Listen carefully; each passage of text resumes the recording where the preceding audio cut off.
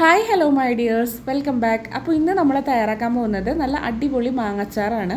അതിനായി നമുക്ക് മാങ്ങ വലിയ കഷ്ണങ്ങളാക്കി മുറിച്ച് സെൻറ്ററിൽ കൂടെ കട്ട് ചെയ്തിട്ട് അധികം തിക്കും തിന്നുമല്ലാത്ത വിധത്തിൽ ചെറിയ കഷ്ണങ്ങളാക്കി മുറിച്ചെടുക്കുക.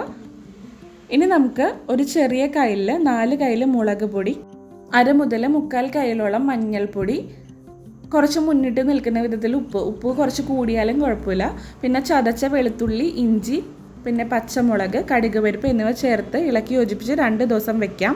ഇനി ചൂടായ നല്ലെണ്ണയിലേക്ക് കടുകും ഉലുവയും ചേർത്ത് പൊട്ടി വരുമ്പോഴേക്കും നമുക്ക് വേപ്പില ചേർത്ത് കൊടുക്കാം. ഇനി ഇതിലേക്ക് നമ്മൾ തയ്യാറാക്കി വെച്ചിട്ടുള്ള മാങ്ങ കൂടി ചേർത്തിളക്കി മാങ്ങ അധികം വെന്തുടയാതെ ചെറുതായിട്ടൊന്ന് വാടി വരുമ്പോഴേക്കും കായത്തിൻ്റെ പൊടി കൂടി ചേർത്തിട്ട് നമുക്ക് ഫ്ലെയിം ഓഫ് ചെയ്യാം. ചൂടാറ് വരുമ്പോൾ ആവശ്യത്തിന് വിനീഗർ കൂടി ചേർത്തിളക്കാം. 2 ആഴ്ച കഴിയുമ്പോഴേക്കും നമ്മുടെ അടിപൊളി അച്ചാർ സെറ്റായിട്ടുണ്ടാവും. അപ്പോൾ അത്രയേ ഉള്ളൂ. വീഡിയോ ഇഷ്ടമായാൽ please do like, share and subscribe. Thank